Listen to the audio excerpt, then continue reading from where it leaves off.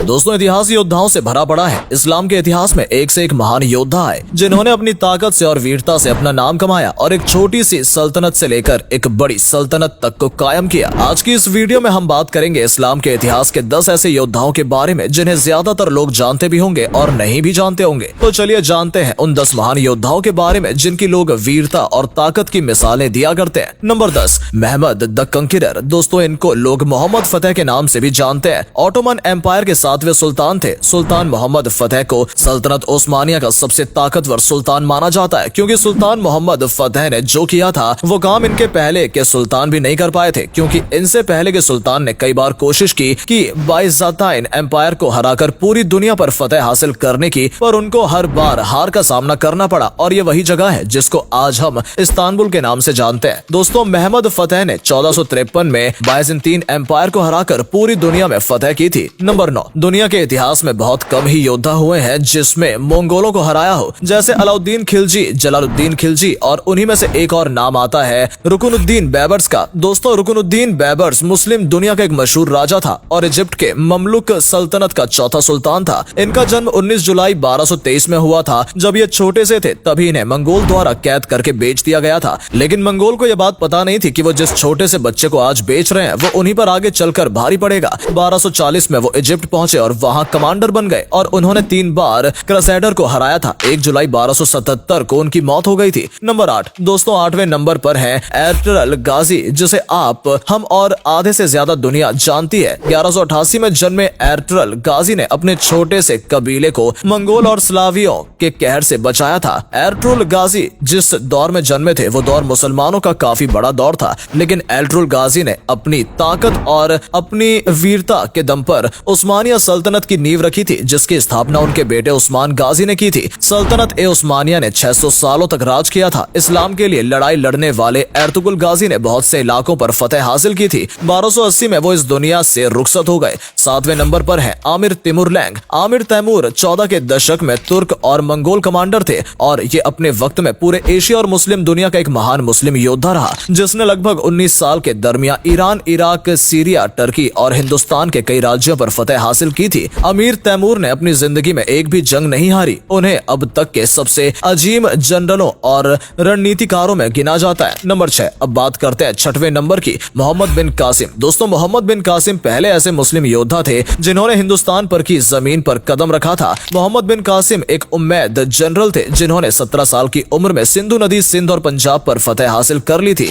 मोहम्मद बिन कासिम ने सिंध के आखिरी हिंदू राजा को हराकर सिंध पर फतेह हासिल की थी। मोहम्मद बिन कासिम को सिर्फ इस्लाम में ही नहीं बल्कि दुनिया के इतिहास में भी महान जनरलों में गिना जाता है। अब बात करते हैं नंबर 5 की। दोस्तों, नंबर 5 पर आते हैं हारून अल रशीद। हारून अल रशीद 786 में अब्बासी सल्तनत के 5वें खलीफा बने थे। वो एक महान लीडर थे। वो अपने दौर के सबसे ताकतवर लोगों में से एक थे। जब हारून अल राशिद गद्दी पर बैठे थे तब इस्लाम का सुनहरा दौर चल रहा था और उनकी हुकूमत के दौर तक की उन्हीं सल्तनत ताकत में थी। उन्होंने अपनी सल्तनत को मोरक्को से लेकर इंडिया तक फैलाया था और वो 797 से 776 तक बाइज़ेंटीन को हराते रहे। हारून अल रशीद उन महान लोगों में से एक थे जिन्होंने इस्लाम के तौर तरीके को आगे बढ़ाया था। वो इतिहास में महान मुस्लिम लीडर के तौर पर जाने जाते हैं। बात करते हैं 4थे नंबर की। 4थे नंबर पर जिनका नाम आता है उन्हें मुस्लिम दुनिया में सबसे महान कमांडर में से एक माना जाता है। मुस्लिम दुनिया के एक ऐसे वो योद्धा थे जिन्होंने पूरे स्पेन को फतेह कर लिया था, जिसका नाम है तारिक बिन जियाद। तारिक बिन जियाद एक बर्बर मुस्लिम और उमैद जनरल थे। वो मुसब के गुलाम थे। तारिक बिन जियाद ने 712 में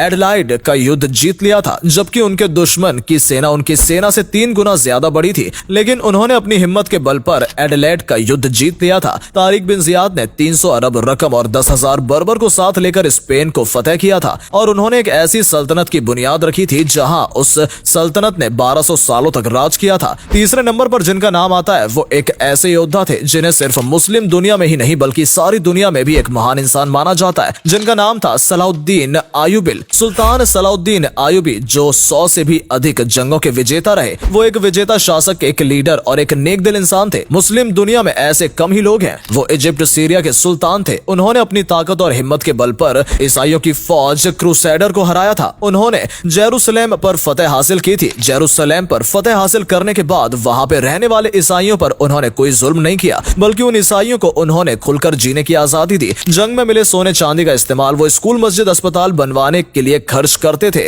वो 4 मार्च 1193 को इस दुनिया से रुखसत हो गए। दोस्तों नंबर 2 पर जो योद्धा है उन्होंने अपनी पूरी जिंदगी में एक भी जंग नहीं हारी थी, हम बात कर रहे हैं हजरत खालिद बिन वली अल्लाह की। दुनिया में जितने भी महान योद्धाओं का लिस्ट हो और हजरत खालिद बिन वली अल्लाह का नाम ना हो तो वो लिस्ट अधूरी है। खालिद बिन वालिद वो योद्धा है जिन्हें हजरत मोहम्मद सल्लल्लाहु अलैहि वसल्लम ने अल्लाह की तलवार का टाइटल दिया था। हजरत खालिद बिन वालिद ने अपनी पूरी जिंदगी में 100 से भी ज्यादा जंगें लड़ी थी और उन्होंने एक भी जंग नहीं हारी थी। एक जंग के दौरान उन्होंने 9 तलवार को अकेले ही तोड़ दिया था। ये देखने के बाद उनके दुश्मनों ने डर से हथियार डाल दिए और तो और उन्होंने एक बार जहर की शीशी को अपने दुश्मन के सामने ही पी लिया था, जहां उन्हें कुछ भी नहीं हुआ और उनके दुश्मन डर से कांपने लग गए। यहाँ तक कि हजरत खालिद बिन वालिद जंग में शहीद होकर नहीं मरे बल्कि वो आम लोगों की तरह ही बिस्तर पर मरे थे। खालिद बिन वालिद ने बैजेंटीन एम्पायर, रोमन एम्पायर और पर्शियन जैसी बड़ी एम्पायर्स को हराया था। वो सिर्फ इस्लाम के इतिहास में ही नहीं बल्कि दुनिया के इतिहास में अब तक के सबसे महान मिलिट्री कमांडर्स में से एक हैं।